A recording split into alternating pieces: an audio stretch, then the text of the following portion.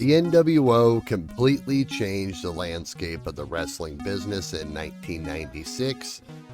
Say what you will about the people and the situations involved, but facts remain that the NWO angle was the catalyst for the wrestling boom in the late 90s. And there's not even a question, not even up for debate. The group redefined heel groups, and strangely enough, I will argue in this video that the format of this group simply has not been duplicated enough in recent memory. While many stables and factions tend to look and act like the Four Horsemen or perhaps DX, there's really not been a blueprint for a stable like the NWO again, and we will unpack that in this video and so much more as I attempt to present to you the true story of the NWO. My name is The Brand, and this is Pro Wrestling Planet. Please drop a like and subscribe if you are new, or Shawn Michaels will lose his smile. The year was 1996, and the wrestling world was in the doldrums. We were years departed from the height of Hulkamania, even though he was riding out the storm in WCW. The act was far past the expiration date. The WWF's product at the time was much the same. A quote-unquote new generation experiment had pretty much failed, as Diesel's reign as champion in 1995 is historically one of the worst years on record for the WWF business. Both companies were chock full of either stale or hokey gimmicks, and the business was absolutely screaming for something and or someone to come along and completely shake it up. Enter Scott Hall and Kevin Nash, respectively known as Razor Ramon and Diesel in the WWF, and their contracts were coming due.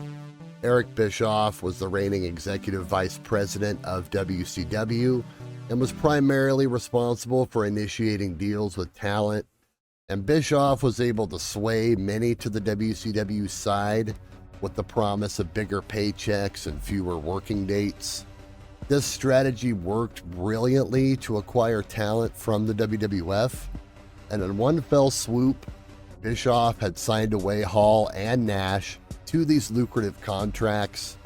Instead of having the duo debut like any other old wrestler, he brilliantly cast them as the first two members of an as yet unnamed and unknown faction.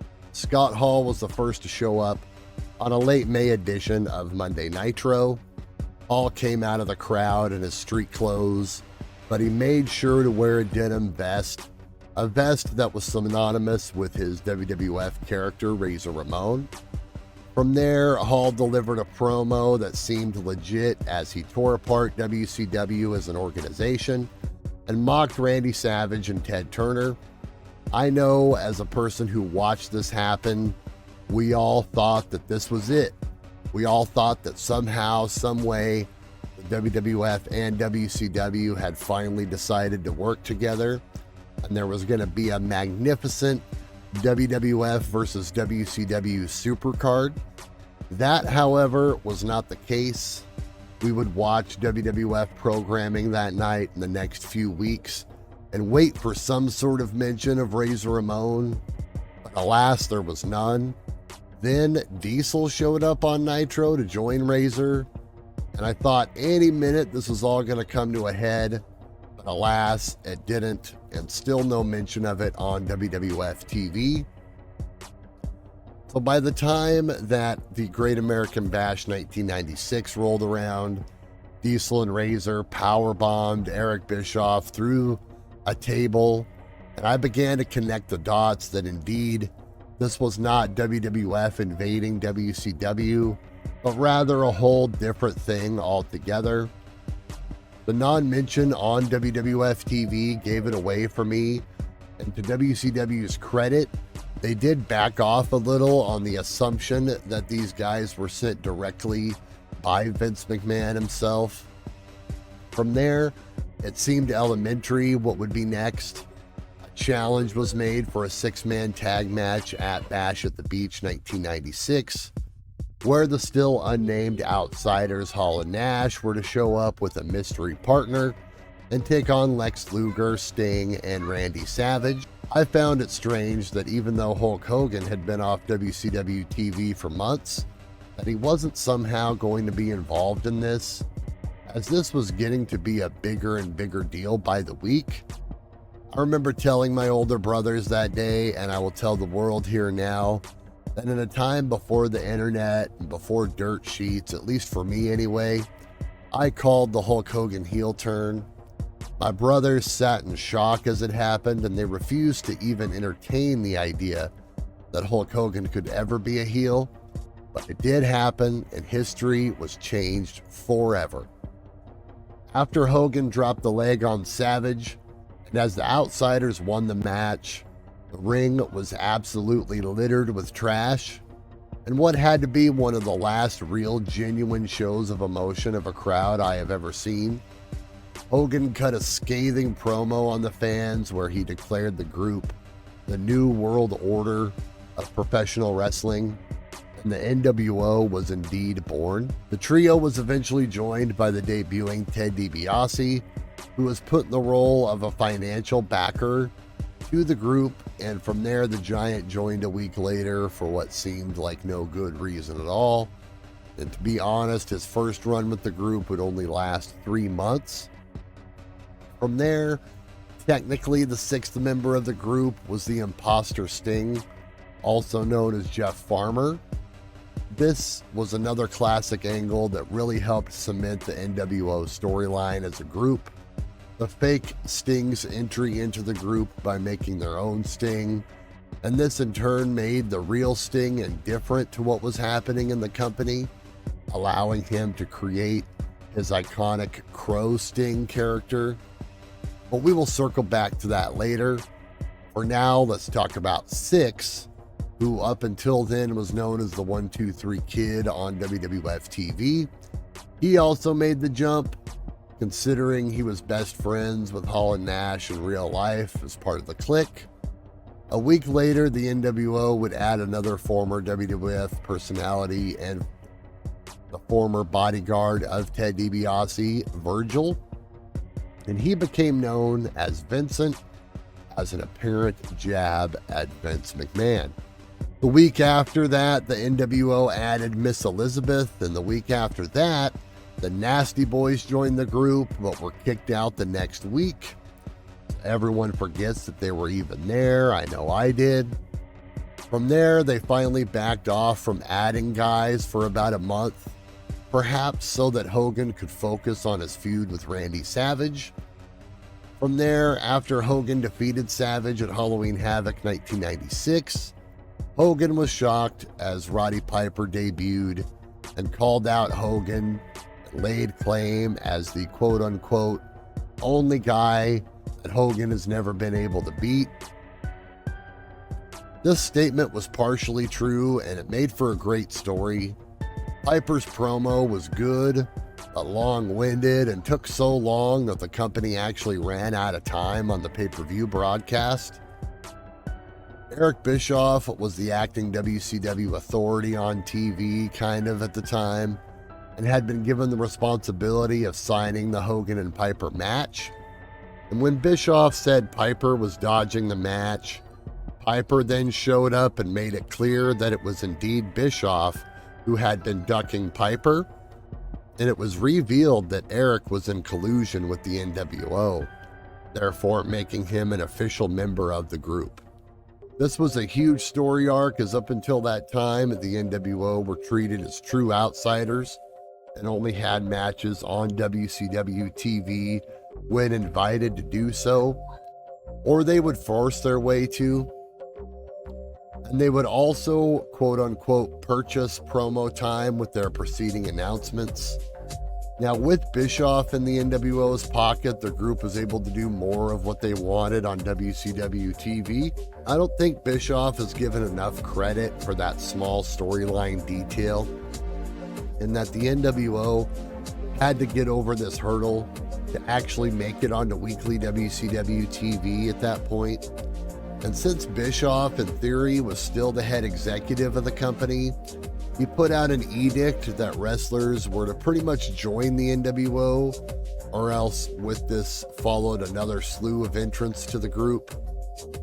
People point to this decision as the first of many mistakes made with the group, And it's hard for me to argue, as clearly the NWO roster became bloated. In fact, beyond the idea of the NWO and of itself was getting lost in the shuffle, when the group first formed, it seemed so cool, clever, and dangerous. And the more and more they would be on WCW TV, the more they would get exposed. And like all good things, the act and time would begin to grow a little bit stale.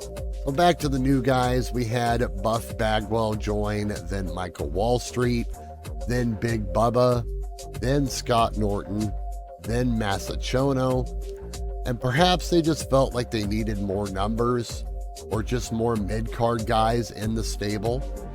And the new members would not necessarily be pushed, but remained as spot fillers, as it would be. And the group would hold off on new members for a couple of months, although it seemed like they were always actively recruiting members. From there, the next member to join would be Randy Savage, who had remained loyal to WCW, but for reasons unexplained in storyline was being held off of events for some reason, and he started hanging around with Sting and being an outcast until he finally decided to join the NWO on February 23rd, 1997. The group held steady then on new recruits for months. That is, until the NWO reached out even further in New Japan Pro Wrestling with the addition of the Great Muta and Tenzan. And this relationship was ironic, as many believe that Eric Bischoff lifted the whole idea from the group from the New Japan promotion anyway. From there, Conan would be the next guy to join in on July of 1997, and he was quickly renamed K-Dog. And you could tell right away that he was being groomed for more in the group as something else other than one of their lifeless job guys. I also don't want to neglect to mention real quick the stint of Nick Patrick, the referee in the group. Nick Patrick was secretly the heel NWO ref for months in secret before being officially outed in October of 1996. And by April of 1997, he was ousted from the group in storyline. The whole run of the NWO included all of this stuff, and of course numerous title reigns for Hulk Hogan at the top, as well as tag team title runs for Hall and Nash. And by July of 1997, the storyline was over a year in, and many were clamoring for the crescendo of Hulk Hogan versus Sting. However, that would be stalled all the way until December 1997. In the interim, the NWO had rekindled a feud with Ric Flair and the Four Horsemen, who had just lost one of their perennial members, Arn Anderson, due to a neck injury. And Kurt Hennig had just came over from the WWF and was handpicked by Flair to be the next member of the Horsemen. And Kurt accepted and teamed with Flair, Benoit, and Mongo in the War Games match against the NWO. And he ended up turning on the Horsemen and joining the NWO, using the oldest trick in the Horseman book, perhaps. Hennig would feud with Flair to close the year, while the match between Hogan and Sting was set for Starrcade. In the between time, Rick Rude jumped ship from the WWF amid the fallout of the Montreal incident with Bret Hart, and Rude became a member of the NWO. Bischoff and the NWO also touted that the incoming Bret Hart would become a member of the group upon his arrival, and ultimately he would, but that wouldn't happen till later on. And from there, the Hogan versus Sting match had a confusing ending that left Sting the champion, but did so in a way not to hurt Hulk Hogan's image, and what should have been the crux of the storyline fell flat and ended up actually pretty lame. WCW then hot-shotted a rematch the next night on Nitro to pop a rating, and that would end in controversy as well, which would lead to a third and final match that Sting won. But by that time, many would say that the damage had already been done. In January of 1998, the NWO would get two new members in Louis Spicolli and Dusty Rhodes. Spicoli has used it as kind of a dinner for schmucks style mascot of the group, and sadly he died just a month into this run. Very untimely, as who knows what he could have done with this newfound spot. Dusty Rhodes was added for reasons I'll never fully understand, besides they needed a swerve turn to decide the ending of a match. And in February of 1998, the NWO added its final 3 members to the original lineup in Bryan Adams, Scott Steiner, and The Disciple.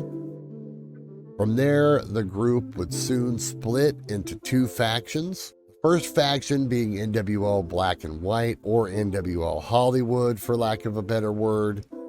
This would be the group that would side with Hulk Hogan as their leader, while a smaller but perhaps stronger offshoot of the group started as NWO Red and Black, or NWO Wolfpack. The Wolfpack elected Kevin Nash to be at the forefront of their group. The group was started basically by Randy Savage and Kevin Nash, who were shortly joined by Conan, and then from there, the rest of the members were left to join whatever side they chose, with most actually electing to stay with Hogan, the key defector being Scott Hall, who turned on Nash in May of 1998 to join NWO Hollywood. When it was all said and done, the Wolfpack was joined by Rick Rude, Dusty Rhodes, Kurt Hennig, and Miss Elizabeth. However, all of them ended up defecting to NWO Hollywood, and this left Nash and Savage to recruit WCW loyalists like Lex Luger and Sting into the group to round out the faction. While the rest of the guys went with Hogan, Hogan was also joined by former member The Giant, as well as eventually recruiting new members Stevie Ray and Horace Hogan into the group by the end of 1998. The feud between the 2 factions continued through the year of 1998 and was truly the last wheels in the NWO storyline. The original one, anyway. The storyline was dwarfed, however, by the rise of Goldberg, who had ascended to the top spot on the company and defeated Hulk Hogan on Nitro in July of 1998 to leapfrog many in the company waiting for their shot at the championship, including one Kevin Nash, who found himself as the number 2 babyface on the show behind Goldberg once this happened. Somewhere in late 1998, though, Kevin Nash began sitting in on booking meetings with WCW, and lo and behold, Kevin Nash was booked to end Goldberg's reign and championship streak at Starrcade in December of 1998. From there, instead of book a rematch, it was decided that the best way to capitalize was to reform the old NWO, and this resulted in the highly controversial Finger Poke of Doom, where Nash lost the title to Hogan via a finger poke. NWO was reunited as one group once again, with Hulk Hogan as the champion. This version in post-haste has been dubbed the NWO Elite, even though I don't think they were ever called this on TV. This version would include Hogan, Hall, Nash, Bischoff, Buff Bagwell, Scott Steiner, Lex Luger, and Elizabeth, Conan, and somehow Disco Inferno, and even David Flair also counts as a card-carrying member of the NWO during this run. This group of guys left all of the lower card performers in NWO Hollywood on their own, without any kind of real reason to exist. This included guys like Stevie Ray, Scott Norton, Vincent, and Bryan Adams. From there, by the summer of 1999, the group inexplicably disappeared, and there was no big angle or anything like that. The group just eventually split into all different directions and clearly seemed to be over in August of 1999, when Hulk Hogan put back on the red and yellow tights and became Hulkamania once again. And just 3 months later, WCW would dust off the NWO one final time and create the group known as NWO 2000. And this was a 4-piece version of the group thought up by Vince Russo and contained Bret Hart as the leader with Hall and Nash, and then they were joined by Jeff Jarrett. This ended before it could even start, as Bret Hart suffered a career-ending concussion in December of 1999, and the group was dead once again, this time for the final time in WCW. WCW as a company was sold and closed its doors in March of 2001. Less than 5 years after the start of the NWO angle and the company's biggest boom in business, it was all over. February of 2002, Vince McMahon came calling as the original NWO trio of Hogan, Hall, and Nash finally made their debut in the WWE. The group was quickly put at the top of the card, and Hogan was positioned to work with The Rock at WrestleMania 18. And while Scott Hall would battle with Stone Cold Steve Austin, Kevin Nash would be nursing injuries and limited to just running in during the Hall-Austin match. The Rock-Hogan match took an interesting turn as the Toronto crowd reversed the roles in the match and began to cheer Hogan just as loud as The Rock, if not louder. And the crowd was truly split for both heroes and is, of course, an all-time classic WrestleMania match. This prompted Hogan returning to being a babyface once again, ditching the black and white for that sweet, sweet red and yellow, brother. Kevin Nash was hurt, and Scott Hall's demons took a hold of him again, and he would soon be out of the company. Nash was undeterred, however, and reformed the NWO in the summer of 2002 for the last and final time, with Sean Waltman, aka Six, aka X-Pac, The Big Show, Shawn Michaels, and even briefly joined by Booker T. This version was, of course, uninspired and pointless and ended rather quickly and died a death by the end of the summer in 1999. From there, the group has been put on the shelf seemingly forever. It's been almost 20 years as of press time here, and since the group was officially active, at least. Although there was a reunion of sorts that took place at WrestleMania in 2015. And of course, the group was inducted into the WWE Hall of Fame. Although it ended up being just Hogan, Hall, and Nash, and Waltman. Everyone else just doesn't count, I guess. All in all, the NWO will clearly be remembered and somewhat revered by wrestling fans for a long time. As I stated at the beginning of the video, it's amazing to me that this idea hasn't been rehashed more than it has. You can point to New Japan's Bullet Club as pretty much a direct tribute or homage to the NWO. Other than that, I can't really say that there's any other group in wrestling that has ever reminded me of what the NWO did. If you can, please let me know down in the comments section. That is going to do it, as they say. Thank you very much for watching. My name is The Brand. I will remind you to subscribe to the channel here so we can see you next time on Pro Wrestling Planet.